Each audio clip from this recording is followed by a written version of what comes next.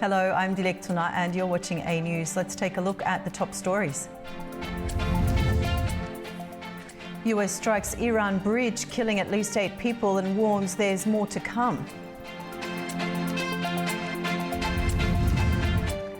Over 40 countries launch coalition to secure the Strait of Hormuz.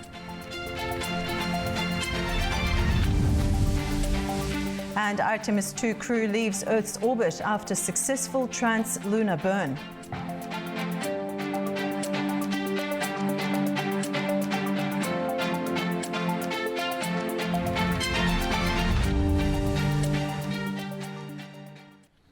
Airstrikes have hit a key bridge near Tehran, causing death and injuries. And President Donald Trump says US forces have warned of further attacks on energy sites, bridges and infrastructure, even while major issues remain unresolved. At least 8 people were killed and 95 others injured after a second attack destroyed a key transport link in Tehran in the northern city of Karaj, a major highway bridge connecting Tehran to Karaj with the B1 bridge, one of the tallest in the Middle East. Iran's army has been ordered to track enemy movements with utmost caution and precision and prepare to counter any form of attack, state media reported on Thursday. The sites you believe you have targeted are insignificant, and our strategic military production takes place in locations you are completely unaware of, and you will never be able to reach them. We will save you the trouble. Do not count our missiles, drones, and strategic equipment, because you will certainly be mistaken and get nowhere. You must pay the price for the aggression that you initiated against the honorable, dear, and Muslim nation.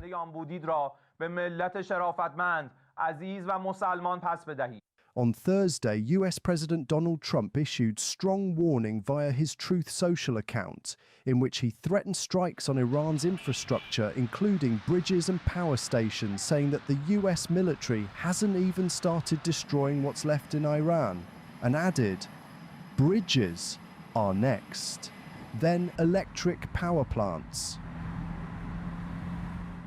Essentially decimated. Earlier, President Trump also said that American forces were close to completing their objectives in Iran. He also warned the US would continue heavy strikes in the coming weeks and could target Iran's electricity and oil infrastructure if its demands are not met. The United Nations Security Council is preparing for a crucial vote on the growing crisis in the Strait of Hormuz, a waterway vital to global energy supplies that has been at the centre of escalating tensions for over a month. Bahrain's foreign minister is urging the Council to adopt a unified position.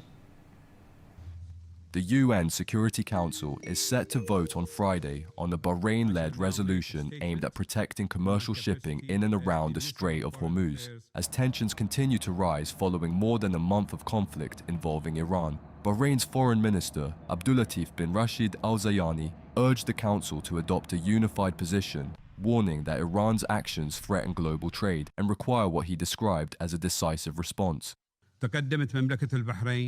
The Kingdom of Bahrain submitted a draft resolution to your esteemed Council on Iran's unlawful and unjustified attempt to control international navigation in the Strait of Hormuz, placing before your esteemed Council a challenge that requires a decisive response to such actions that are irresponsible and illegitimate actions that threaten the interests of nations and peoples around the world. We are confident that this draft resolution is consistent with international law and with the provisions of the United Nations Convention on the Law of the Sea, which guarantees the right of transit passage through straits without obstruction, contrary to what Iran is doing today. We look forward to a unified position from this esteemed Council during the vote that will take place on the draft resolution tomorrow, God willing. However, divisions within the Security Council remain pronounced. China has made clear it opposes any language that could be interpreted as authorizing the use of force. The China-Pakistan 5-point initiative is open, and we welcome the response and participation of all countries and international organizations, so as to help the international community build broader consensus and stronger synergy, contributing to the early de-escalation and restoration of peace and stability in the Gulf and the Middle East at an early date.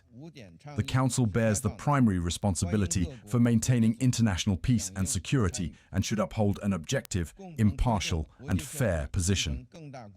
Under the current circumstances, authorizing member states to use force would amount to legitimizing the unlawful and indiscriminate use of force, which would inevitably lead to further escalation of the situation and lead to serious consequences.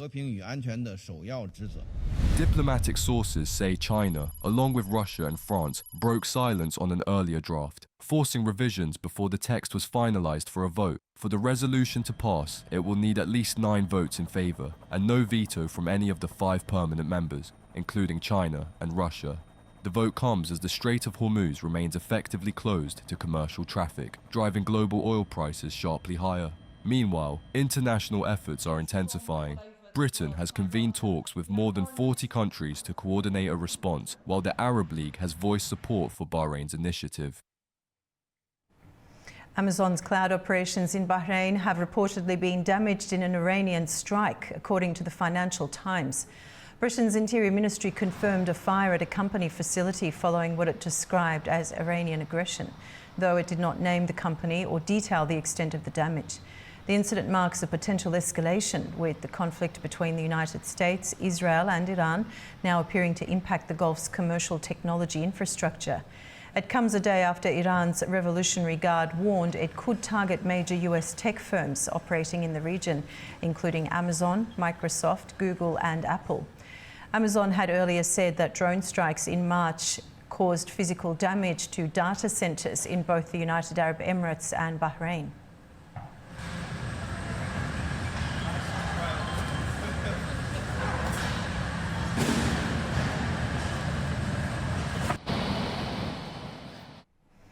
The UK and more than 40 allies have agreed to step up diplomatic pressure on Iran after a high-level virtual summit on reopening the Strait of Hormuz.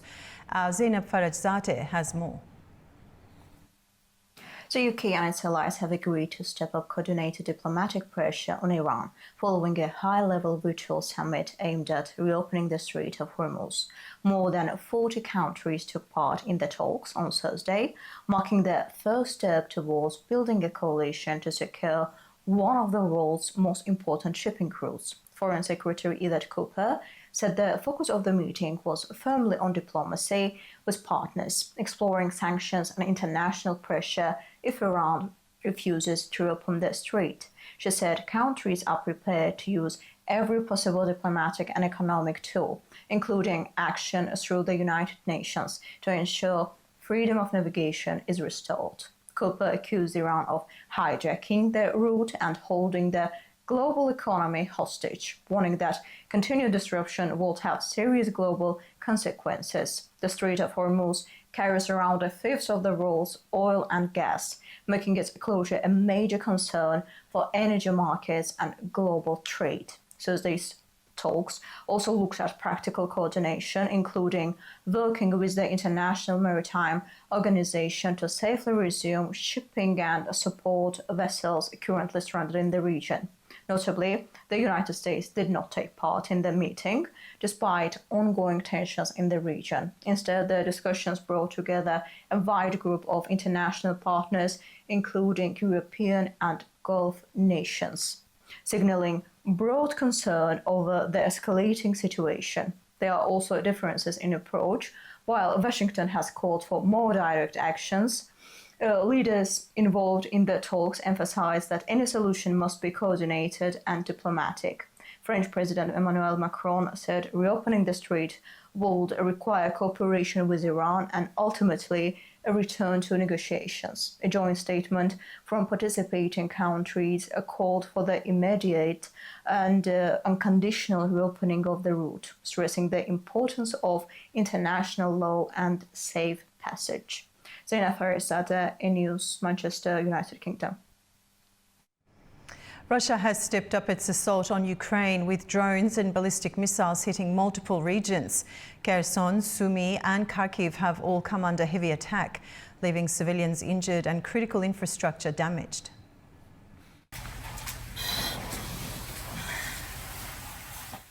Russia has launched a major aerial assault across Ukraine, the Ukrainian Air Force says.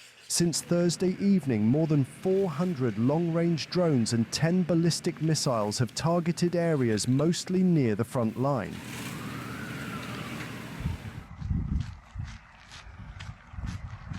In Kherson, a Russian drone struck a minibus in the Dniprovsky district. 7 people were injured and taken to hospital.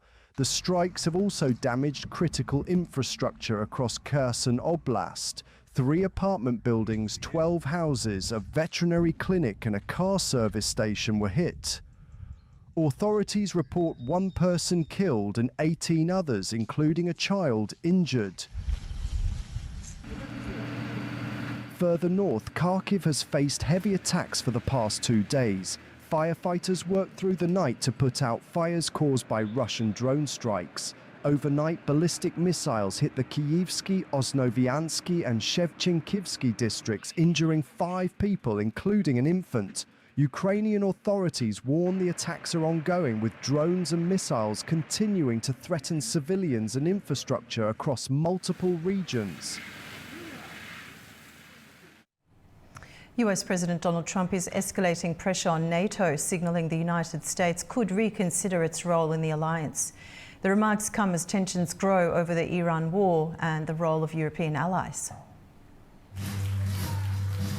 US President Donald Trump says he is considering pulling the United States out of NATO after criticizing allies for what he calls a lack of support during the war with Iran. His comments follow disagreements over the Strait of Hormuz, where European countries declined to deploy naval forces alongside the US. Many of them said, we'll be there after the war is completed. And so I learned about NATO. NATO won't be there if we ever have the big one. You know what I mean by the big one. We ever have the big one, hopefully we won't. Relationships very good with the big one, better than with NATO. But they won't be there. And we spend billions, you know. US officials say NATO cannot be a one-way street, while European governments argue they were never given clear requests or timelines for any Hormuz mission. Beyond the immediate crisis, Trump's rhetoric is fueling fears that the United States may not honor NATO's core principle of collective defense, the promise to protect allies if they are attacked. Legally, leaving NATO would be difficult. A 2023 US law requires approval from 2/3 of the Senate to withdraw, but analysts warn that a president could still weaken the alliance by refusing to commit US forces, even without formally exiting. He could begin to pack up, to take American troops and move them out of Germany, and move them out of the United Kingdom, and move them out of Poland. And this, in some sense, would be a sign to the Europeans that the days of the United States deploying forces in Europe to help protect you against external threats, Russia in particular, those days are coming to an end. That uncertainty is already shifting thinking in Europe. Some officials now openly discuss preparing for a future where the US plays a reduced role in continental defense, something that would have seemed unlikely just months ago. Experts say the biggest beneficiaries of this division would be geopolitical rivals. If there are parties out there that are smiling, that are enjoying this moment, it's the adversaries of the West. It's Russia, it's China, because they would be very happy were NATO to be dismantled. They would be very happy if the United States withdrew its protective umbrella from South Korea and Japan. They like it when the West is divided. And as a consequence, this is in some ways a gift to the adversaries of the United States and its allies, Russia and China. And that's yet another reason that my best guess is that this is a threat upon which Donald Trump is not going to act. Despite the sharp rhetoric, some analysts believe a full withdrawal remains unlikely. Trump has shifted his position on NATO before, and diplomatic efforts are already underway to ease tensions.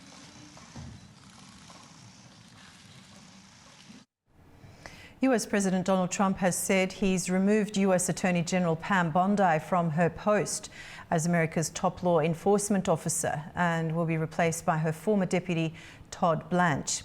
Trump praised Bondi's performance as Attorney General on his social media site Truth, saying she had done a tremendous job overseeing a massive crackdown in crime across our country. But the president had reportedly grown increasingly frustrated with Bondi, in particular over her handling of the Epstein files. Trump said her new private sector role would be announced at a date in the near future.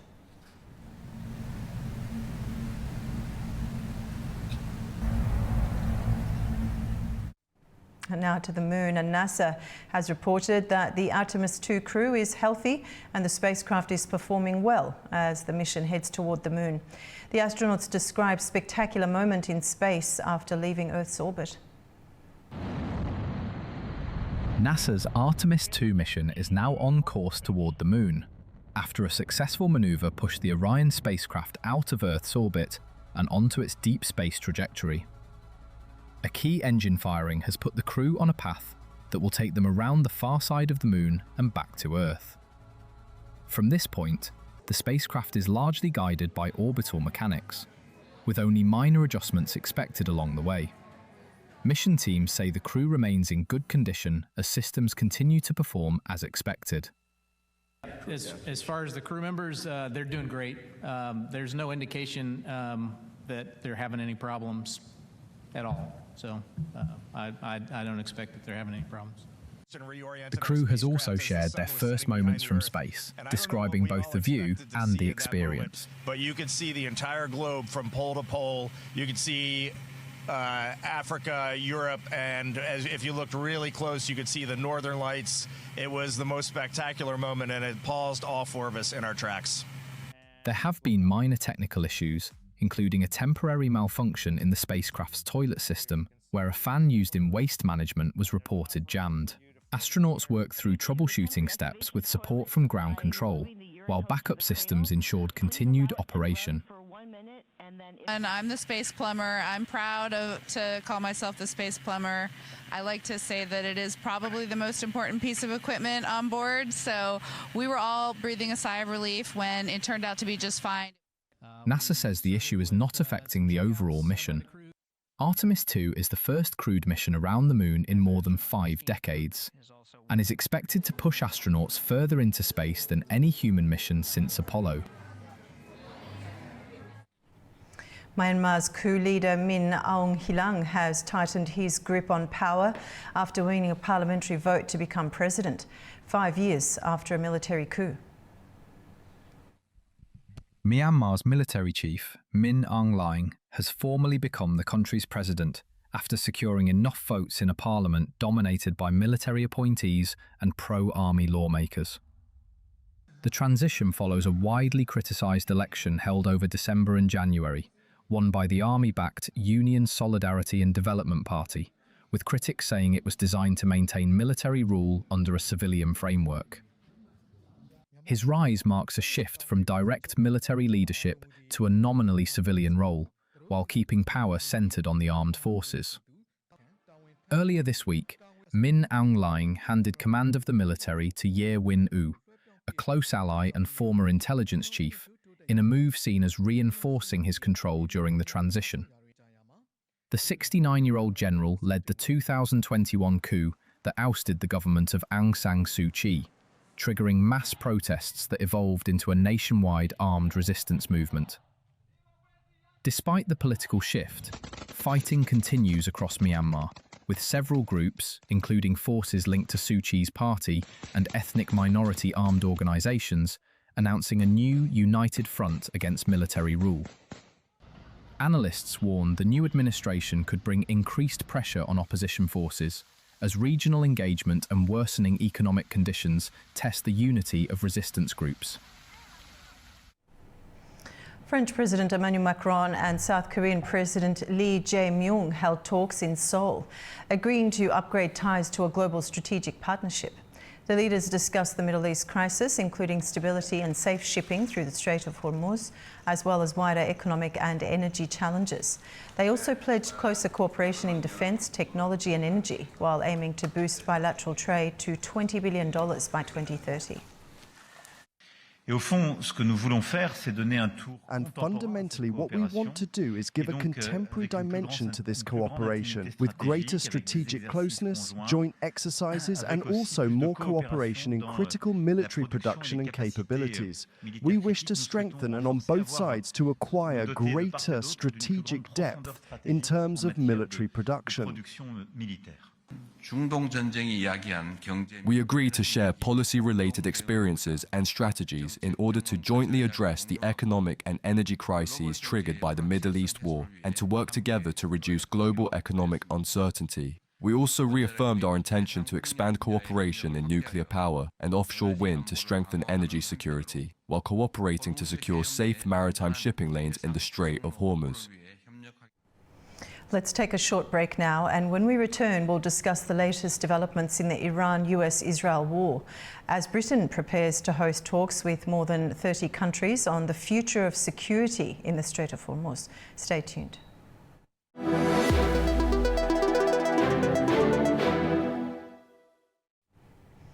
Welcome back to A News. The United Kingdom says it will host talks with around 35-40 countries focused on the future of the Strait of Hormuz, as the ongoing Iran war continues to raise global concerns over energy security and maritime stability.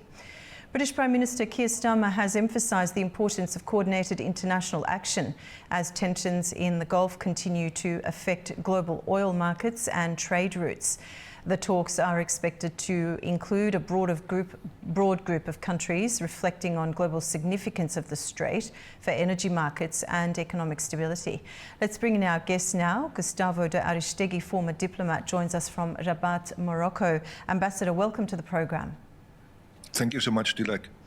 Now, the UK is bringing together around 35 countries to discuss the Strait of Hormuz, and I know you've written a summit analysis on this as well, so we're certainly looking to tap into your know-how and expertise in the area. What does this level of international participation tell us about the scale of concerns surrounding the conflict and the Strait?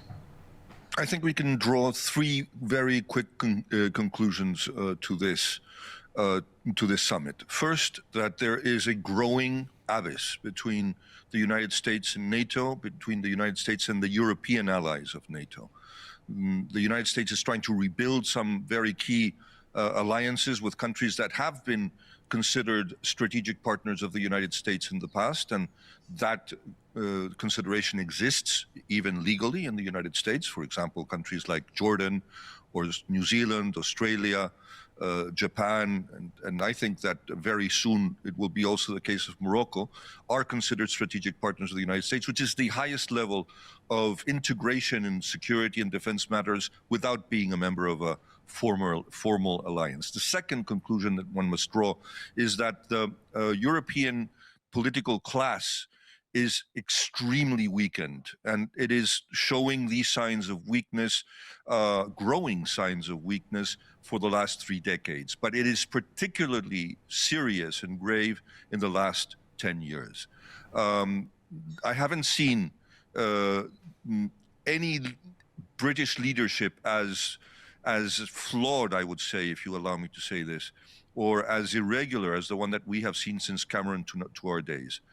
Normally, the Prime Minister of the United Kingdom is a leader in security in the world, not only because they are a member of the Security Council, but because they have one of the most advanced military forces in the world, although their nuclear strike capacities are heavily dependent on the United States. In fact, even to use them, they need the permission of the United States because it is a U.S. technology.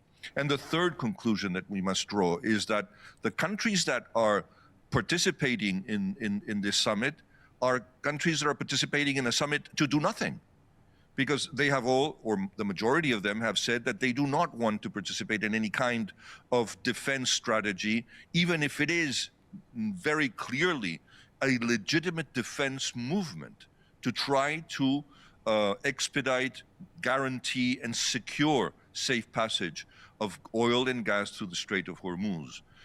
And let us not forget that it's 20% of the oil and gas that the world consumes, but with the exception of the United States, the United States could perfectly say, you know, I have enough oil and gas that I produce myself, and I can even sell it to the rest of the world. So in reality, I do not have a shortage. The problem, of course, is a different one. While the prices of oil and gas keep going up and down, but basically above $100 the Brent reference price, it means that the sellers of oil in the United States are going to reference their price to the international prices. They're not going to sell to the American market at discounted prices. So that is going to reflect in the service stations when people go and fill their tanks. And that is bad for an election year. So we are heading to a very complicated situation. Right now, the tendencies of the prices of oil and gas have not reached the category of tendency. And all the most solid financial analysts and market analysts will tell you that if you look at the tendencies for the last 5 years, not even the war in Ukraine has established a pattern of tendency towards the highest levels of prices. This would need several weeks more of war so that this tendency would establish itself and become a real problem. But if it really does become a tendency, then the world economy has a serious problem, because we would be facing, quite frankly, a possible crisis of stagflation. And stagflation is the worst possible outcome that the world economy could need right now.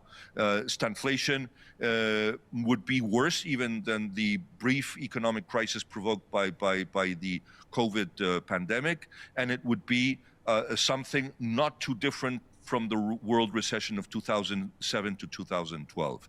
So these are the geoeconomic consequences of everything. Right now, about the summit, 40 countries, some of them are very interested and are touched directly by the aggressions of the Iranian regime, especially the Gulf countries. And there are at least 3 Gulf countries that are really on the verge of wanting to join the fight. This, of course, is perfectly legitimate, and I understand their itch to defend themselves in a more intensive way, Bahrain, the Kingdom of Saudi Arabia, and the United Arab Emirates, but it is not the best moment to do that. There is a very interesting draft resolution at the Security Council that has been presented by Bahrain, and that is going to be discussed in this summit to prepare a force that will protect the oil tankers and the gas carriers through the Strait of Hormuz to secure energy supplies to the world. But this would mean, in my opinion, a declaration of war against Iran. So we need to measure our steps very carefully. And Ambassador, some reports indicate the coalition may consider measures such as mine clearing operations or naval protection for commercial shipping. How realistic are these options in this security environment? You know, if you ask the geostrategic analyst, I would say it is absolutely necessary. If you ask the geopolitical diplomat, then I would say that we need to tread very, very carefully. Because it is not that Iran does not deserve a very serious response to what are war crimes, because let us not forget that whether you're in favor or not of the Israeli and American attacks in Iran, and I am in favor of them, because you cannot confuse the lack of imminency of an attack to the permanent character of that risk, which is it is a permanent risk. It doesn't need to be an imminent risk. So, but of course, I am perfectly aware that this could mean a prolongation of the war beyond summer and probably into winter. And this is the worst possible scenario for the geo-economic situation of the world. Demining the strait is an obligation. It is a must. It is completely necessary to do so. And there are some countries in the coalition that have extremely high technology in demining.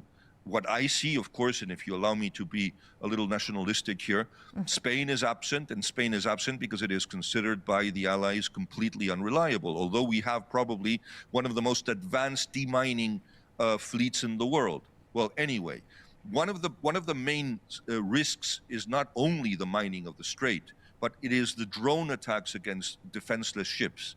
And while the countries in the region are very rapidly developing cheaper alternatives to intercepting anti-missile technology using anti-drone technology, we would have to fit this anti-drone technology in the warships that are going to be participating in the escort of gas tankers and oil tankers in the Gulf. Ambassador, as you said, there is a risk that the conflict could extend into summer and winter, and President Trump has indicated that the US may continue targeting Iranian infrastructure, suggesting the conflict may not de-escalate anytime soon. How does this influence Allied decision-making? Well, in every way, and I probably think that if the Allies had been a little more courageous from the beginning, we wouldn't be in this situation. Let me use again the example of the United Kingdom.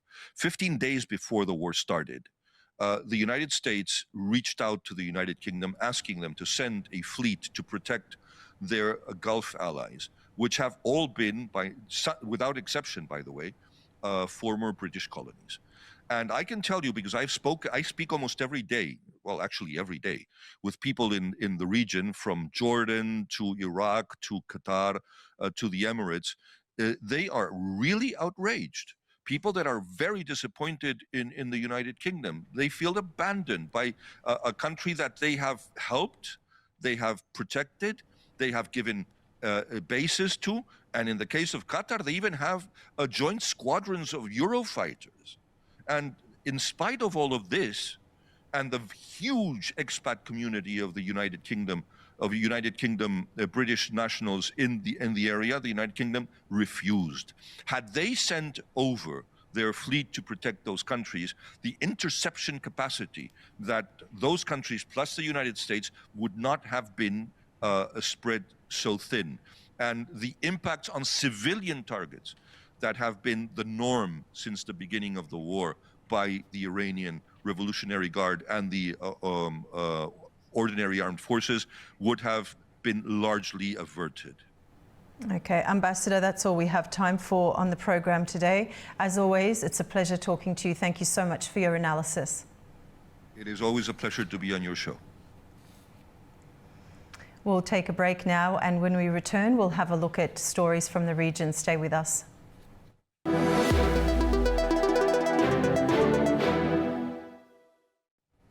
Welcome back to A News. Iran's top diplomat Abbas Araghchi has stressed that bombing of his country's civilian infrastructure, including an under-construction bridge, will never force Iranians to surrender to the ongoing US-Israeli military aggression. Our correspondent brings more from Tehran. The Iranian Foreign Minister Abbas Araghchi has said that the US-Israeli air raids on Iran's civilian infrastructure, including a bridge under construction in the city of Karaj on Thursday, will not push Iranians to surrender ever. In a post on X social platform, he said, every bridge and building will be rebuilt stronger, but what will never be repaired is the damage to reputation and trust. As the Israeli-US war on Iran has escalated on its 35th day, following the first acknowledged US targeting of a bridge on Thursday, Foreign Ministry spokesman Ismail Baqai also condemned the air raids on the Pasteur Institute of Iran. He said it is beyond a war crime and an assault on the principles of humanity and civilization. Also, Araghchi, in a separate post on X, blasted US President's threat of bombing Iran back to a Stone Age, saying that there is a significant difference between the present-day Middle East and the Stone Age. He sharply responded, no oil and gas back then, suggesting that Trump's rhetoric ignored region's strategic importance.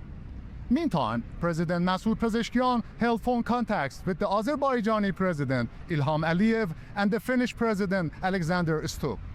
According to official sources, he praised the government and people of Azerbaijan for their sympathy during the war and criticized the European Union's position on repeated violations of international law by Israel and the United States. Duraj Shiralilu, downtown Tehran, Foreign News. Pakistanis felt the pinch as the government hiked consumer prices for diesel and petrol sharply. Its second increase in less than a month amid rising global oil prices spurred by the conflict in the Middle East. In Pakistan, price of diesel has been raised by 54.9% to 520.35 rupees per litre, and petrol by 42.7% to 458.40 rupees per litre. Pakistan's Petroleum Minister Ali Pervez Malik said the increase was unavoidable due to surging international oil prices following the US-Iran conflict. The decision taken today is that, in line with international market trends, the price of petrol will be increased. At the same time, efforts have been made to keep any increase in diesel. While officials frame the move as an economic necessity, the impact on ordinary citizens has been immediate and deeply felt. Across cities, the price hike has sparked a wave of protests, with residents voicing anger over what they see as an unbearable financial strain. This is an injustice to the public. The way people are being fleeced is unacceptable. Instead of shifting its burden onto the public, the government should have borne some of it itself.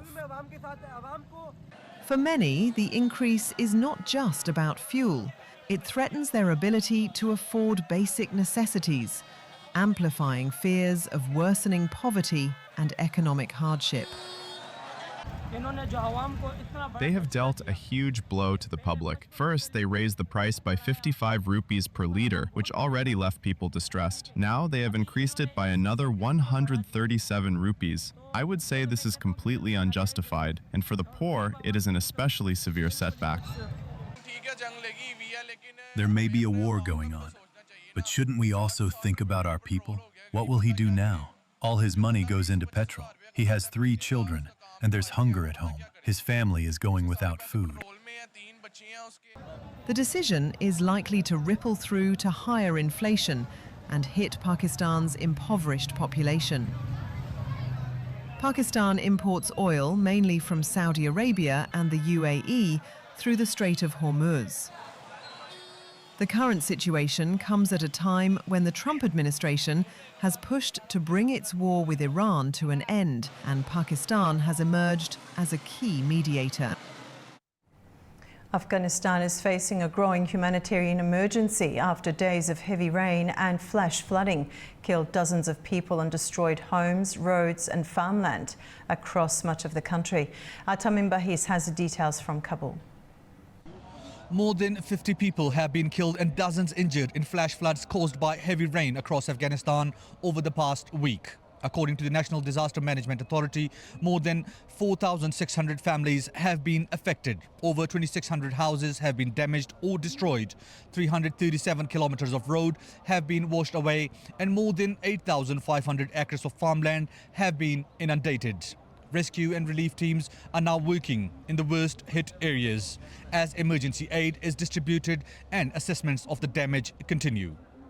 The crisis comes as Afghanistan's meteorological department warns that more heavy rainfall could hit 31 of the country's 34 provinces in the coming days, raising fear of further flooding in already vulnerable and remote communities. Against that backdrop, the head of the National Disaster Management Authority, Nuruddin Turabi, held talks with Turkey's acting ambassador to discuss stronger cooperation in disaster response, humanitarian support, and technical capacity building.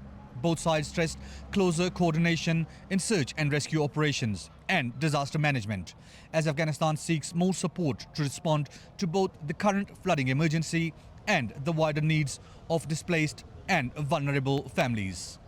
Tamim Bahis in Kabul, A News.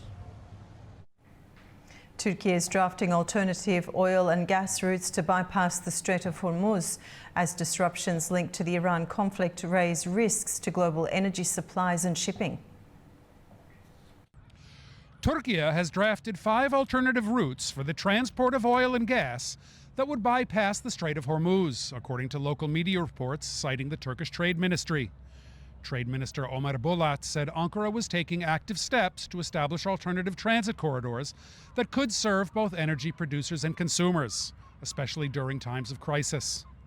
The Hormuz Strait is one of the world's most critical maritime choke points, with roughly a fifth of global oil trade passing through the strategic waterway. Disruptions caused by the ongoing regional war have raised concern about energy security and rising shipping costs. Among the alternative routes being considered are overland deliveries through Iraq and Syria, as well as a possible transit corridor linking the Suez Canal, the Red Sea, Jordan, and Saudi Arabia. Another proposed route would move energy shipments from ports in Oman to the United Arab Emirates and onward to regional markets. Yet another route being considered around Africa's Cape of Good Hope is also reportedly being evaluated. But officials say this is less attractive because it would extend delivery times by up to 15 days and significantly increase shipping costs. Earlier reports had indicated that Turkey, Egypt, and Saudi Arabia were mulling the creation of a joint consortium to coordinate oil transport from the Gulf region. In a related development, Turkish Foreign Minister Hakan Fidan attended a virtual meeting on Thursday devoted to the ongoing crisis in the Hormuz Strait. Representatives of more than 30 countries reportedly attended the meeting, which was organized by the United Kingdom. Since the regional war began more than a month ago, Iran has allowed 1 Turkish-owned vessel to transit the Hormuz Strait, while 14 others are still awaiting Tehran's permission to cross. This is Adam Morrow for A News in Istanbul, Turkey. The Turkish Defence Ministry has announced the establishment of 4 military headquarters, 3 naval and 1 on land, within the framework of NATO's evolving Black Sea security architecture. At a Thursday briefing, the ministry said Ankara's Black Sea strategy was based on principles enshrined in the 1936 Montreux Convention, which governs the movement of maritime traffic through the Bosphorus and Dardanelles Strait.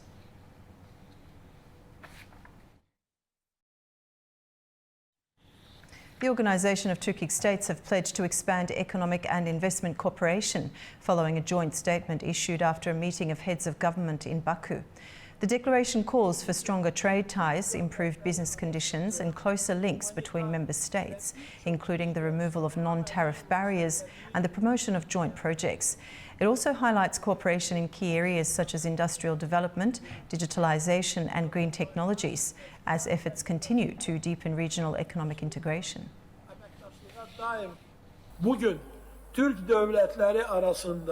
Today, there are significant opportunities to expand cooperation among Turkic states across key areas, including trade, energy, transport, and digital transformation. In recent years, we have seen positive momentum. Last year, Azerbaijan's trade turnover with OTS member states increased by more than 5%, reaching $7.3 billion.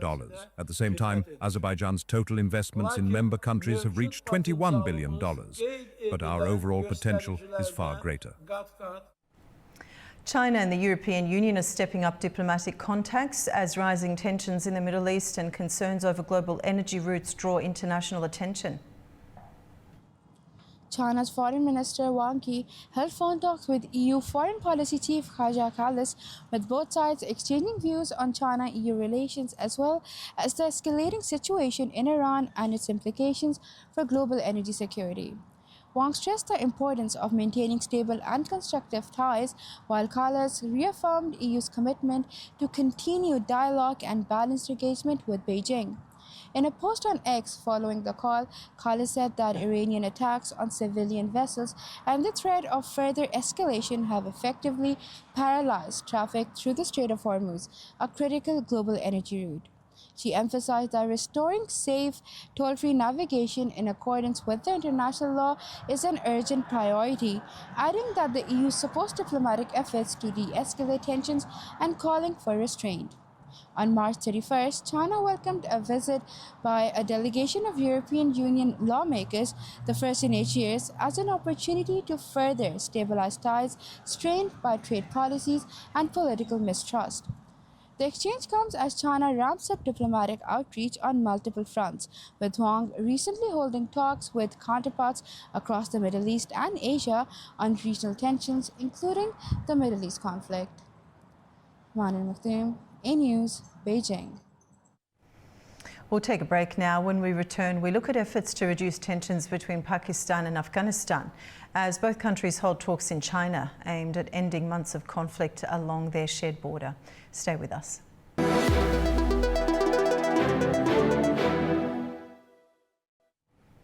Welcome back to A News. Pakistan and Afghanistan are holding talks in China as both sides attempt to ease tensions after months of escalating cross-border violence that has raised concerns about stability in the wider region. Relations between Islamabad and Kabul have deteriorated significantly in recent months, with Pakistan accusing Afghan authorities of allowing militant groups to operate from Afghan territory, claims Afghanistan denies. And now China's playing a mediating role in the talks, reflecting Beijing's growing involvement in regional diplomacy and its interest in maintaining stability along key economic corridors. Now let's bring in our guest. Sheraz Mahmoud Khan, a research scholar from Western Caspian University, joins us from Baku, Azerbaijan. Sheraz, welcome to the program. Thank you. Now, reports suggest the talks are focusing on a ceasefire and reopening border crossings. How important are these steps for stabilising relations between the two countries? And what do you say about China's role as a mediator in this situation? Well, the situation right now is getting better because China is mediating the conflict, because the conflict was actually going, bad to worse now. And the problem is that China, being the regional power and in very good relations with Pakistan at the moment, and has always been very good, strategic partner and a good friend of Pakistan, doesn't want any kind of a disturbance in the region, because we must understand that Pakistan and China has a lot of interest, strategic interest in the region, and we must not even ignore the Belt and Road Initiative of China, which is covering almost 150 countries around the globe. So the thing is that China is always interested in having mediation between the countries, and China does not want any kind of a more disturbance in the region. And Pakistan has always, talked for the peace as well. So they share the same kind of an idea to establish peace in the region, as you say, as you know that Pakistan is mediating between all the stakeholders of this Iran and U.S. war. So is China interested in that as well. So China has a lot of stakes in the region, and so has Pakistan's got a lot of stakes in the region. China would like to be a guarantor, because if you see that Iran does not really trust U.S. anymore, so there should be a hegemon, a bigger power, which could have been, which cannot be, Pakistan cannot play as a very big power of the region, because obviously China is there. So China has its own interests as well in peaceful Afghanistan and peaceful Pakistan, peaceful region for its own, strategic interest in all that. We must understand that China has invested around $1.3 trillion in terms of a project like BRI, Belt and Road Initiative, is spanning at 150 countries in Africa. The Middle Eastern countries are there as well, European countries, and obviously South Asia and Southeast Asian countries, and a lot of European countries as well. If I'm not mistaken, 8 of the G20 countries. So that is where China is. That is the stake of China in such a big project, which is spanning almost half of the globe. Mm-hmm. So China would never want any kind of destabilization in this particular part of the region. where such a huge investment of China is at stake. Okay, well, let's have a look at the conflict itself for a moment. Shiraz, cross-border attacks had increased recently, in recent months, raising concerns about wider regional stability. And how does although you did say the situation was a little bit better now, but how does the presence of militant groups complicate efforts to reach lasting agreement between Pakistan and Afghanistan? Well, we must understand that first we need to understand that the regime in Afghanistan, the Taliban regime, is not very recognized by any country at the moment, and or hardly recognized by any country, and this regime is supporting all the other groups in the region, in its territory. As one of the reports says, that around thousands and 20 to 25,000 of it's basically a report from Russia, is that 20,000 terrorists are breeding in Afghanistan, which is not only a problem of Pakistan, but it's basically a regional problem. And Pakistan has witnessed a surge in terrorism, around 50 to 60% of a surge in terrorism when the Taliban took over the government. And and then obviously last month, if you have seen that, from 53 different localities, Pakistan was attacked by the people, by this terrorist group from the soil of Afghanistan. It was not Pakistan who initiated the war, but Afghanistan. But you must understand one thing, that Afghan government or Afghan military, or all these Taliban militaries and all these proxies and all that are not as powerful militarily as Pakistan is. So why have they attacked? Had they gone insane? No, they have never gone insane. But there were other countries which were backing this whole thing, and Pakistan thinks that India is backing the whole attacking, the destabilization in Pakistan. And Pakistan has lost 80 to 90,000 people in terms of terrorism. And Pakistan has, from a military general to a sepoy, from a bureaucrat to a normal man, they have lost people mostly in Khyber Pakhtunkhwa region and Balochistan region, which is the border of Afghanistan.